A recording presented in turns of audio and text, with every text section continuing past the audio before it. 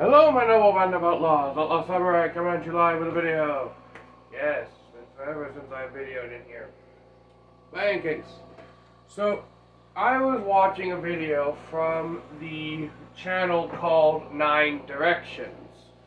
And you probably are wondering, Outlaw, why do you have the Warrior O and have your homemade paracord Sageo cord undone? Well, in the video, or at least the short that I watched, of 9 Directions, what he did was basically tie the Sageo cord around your body like we would do for a hakuma, but here's the difference. The sword was still attached. That's weird. Suba's a little rattly. So, I'm going to test it myself to see if this could actually be feasible. Especially with the Warrior O.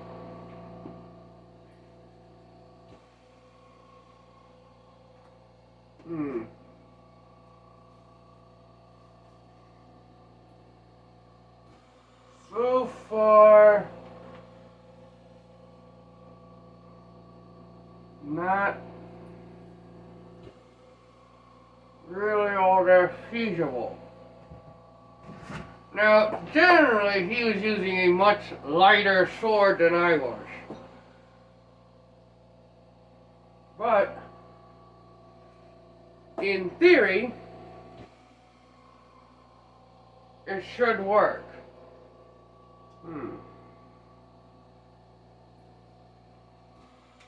Let's try doing this and see if that makes any difference. Okay. And then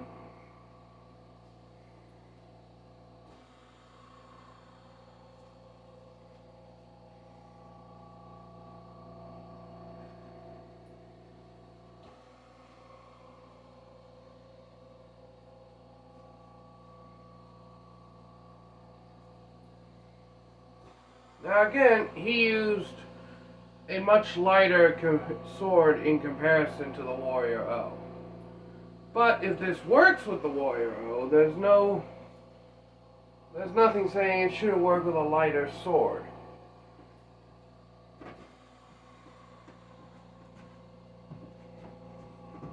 Okay. Now I will say this, it does kind of pull underneath the arm, so it's not the most comfortable means of doing this. He said this was mainly for, I think he said something about long distance travel. But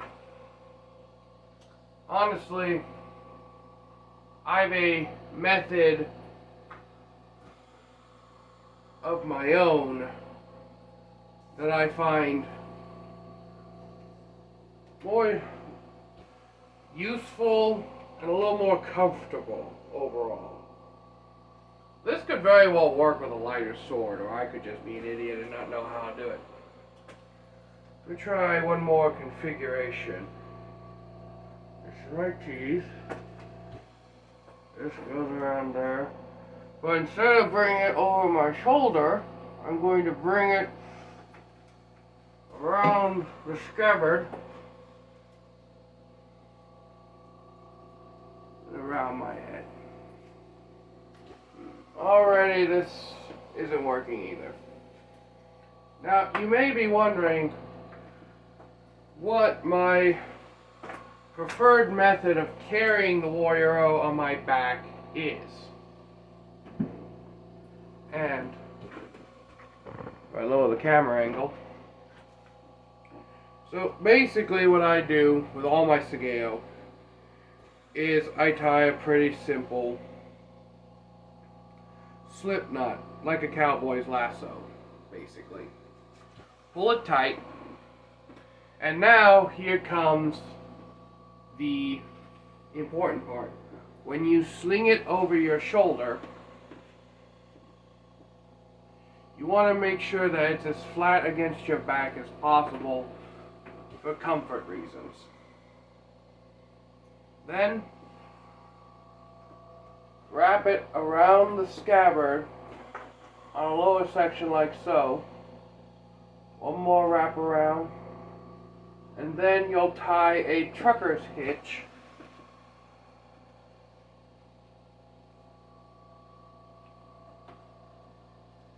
to secure. One more so that it doesn't untie.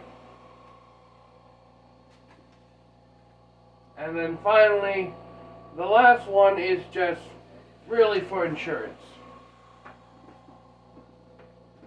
Now, you can use this one strap method. But you're probably wondering, well, Allah, what are you going to do with the rest of the 3 feet of sago cord you have? And this takes some prep.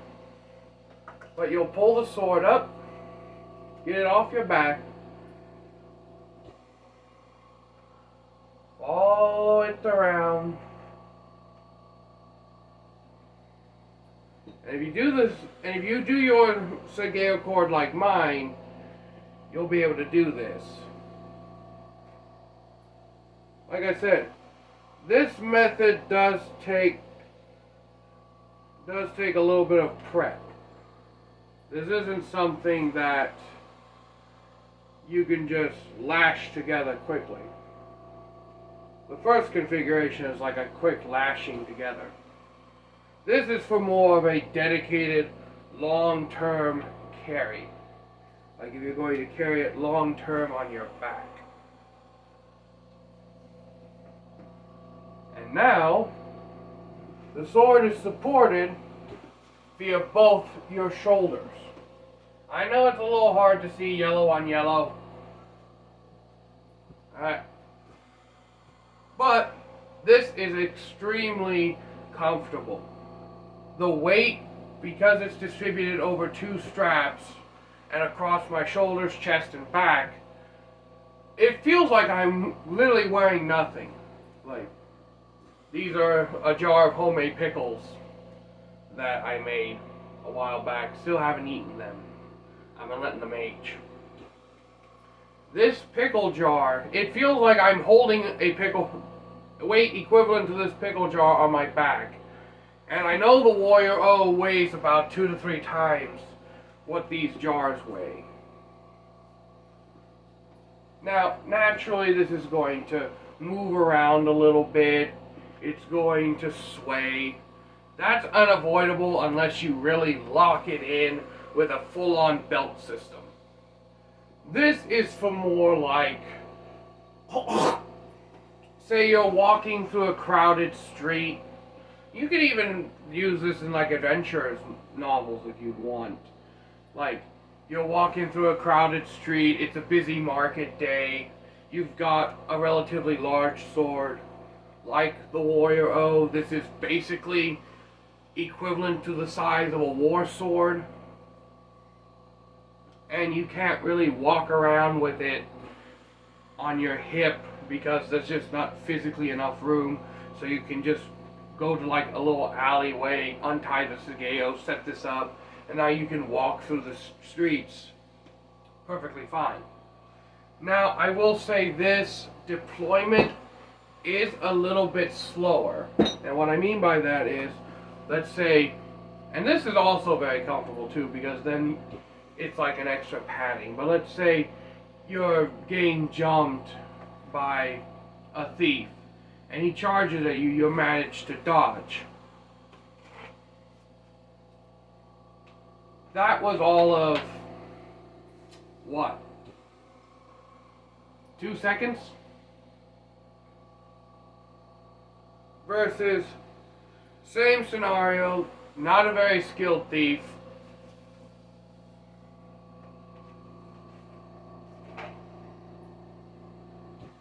That was about 5 seconds, I think. And you saw me getting my right arm caught up in the secondary strap. With this means of deploying it, you can literally grab at the bottom, grab here, pull out and have the blade presented in like 2 seconds flat. And if you're really particularly skilled and that the sword is stationary like this,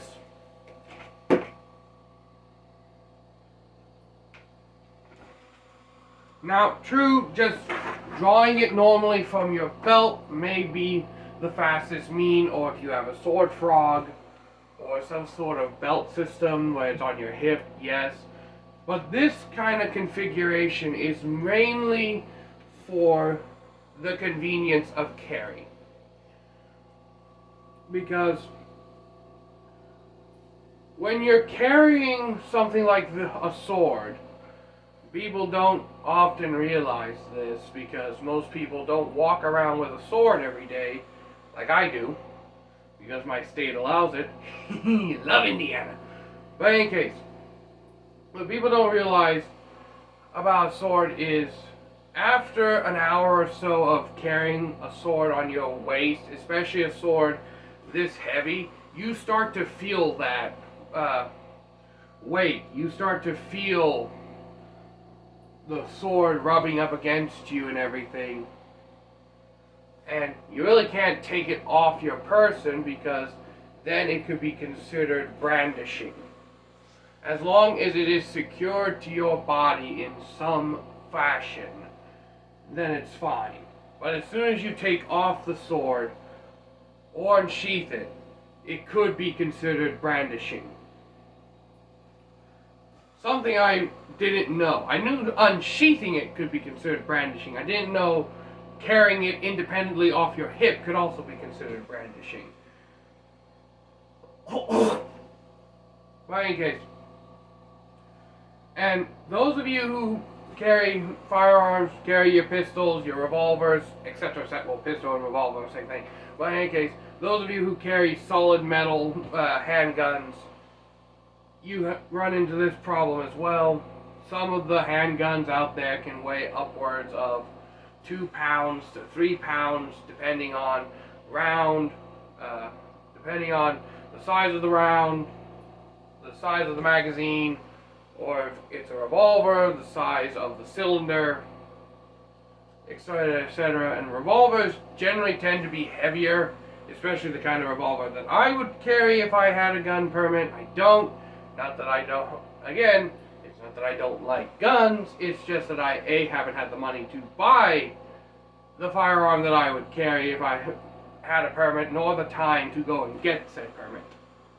Because the firearm that I would register as my open carry would be a 500 Magnum Smith & Wesson.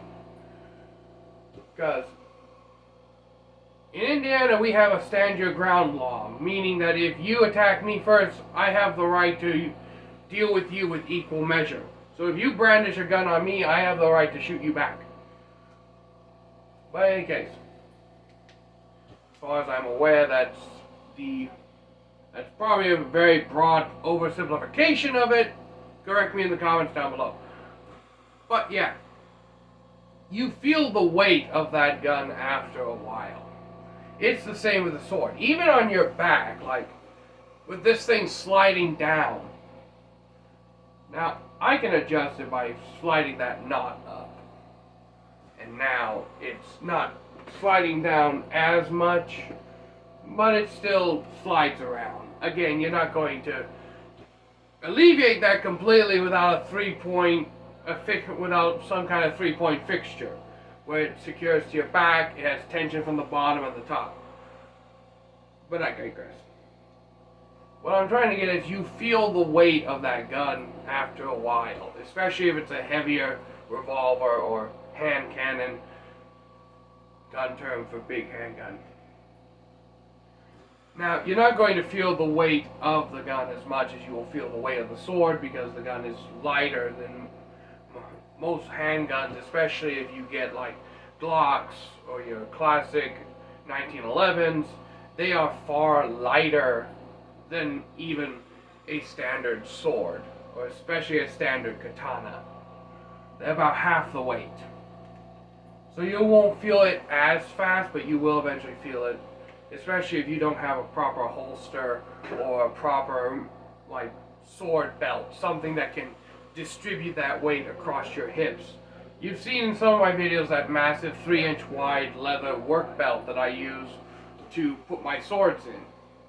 That works great, and I have found that to be the most comfortable belt I have for carrying swords.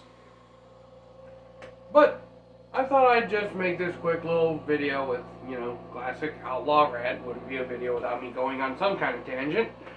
But, 15 minutes. Damn. But I just thought I'd make a quick little video since I'm snowed in at the moment. And yes, I am fighting with allergies and shit at the moment, which is why my voice is fucked up. But yeah, what do you think of my back carrying method? And before any of you ask, no, you cannot draw it from this method. There is a way to do it, which is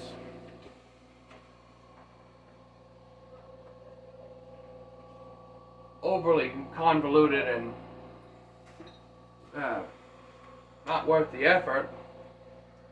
And I have made, it's an older video, but I have made videos that say you can draw a sword from the back, but there are caveats. Length of the blade and the ability to pull the scabbard down.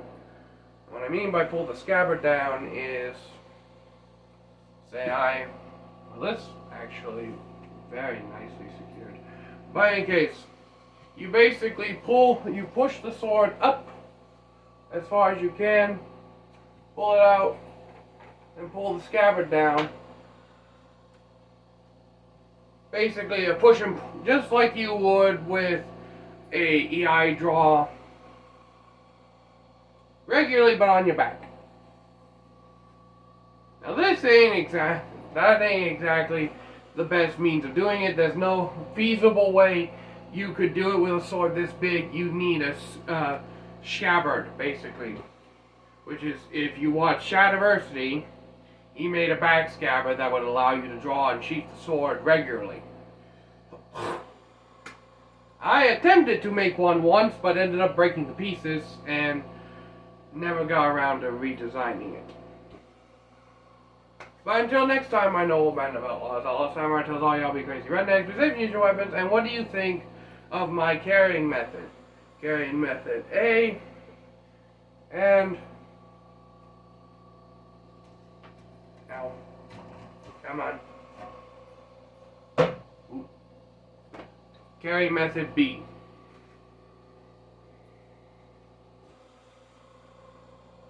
Leave your comments down below, and until next time, my noble band of outlaws, Outlaw Samurai tell all y'all be crazy rednecks, be safe and use your weapons. I'm out. Peace before this turns into a 20-minute rant.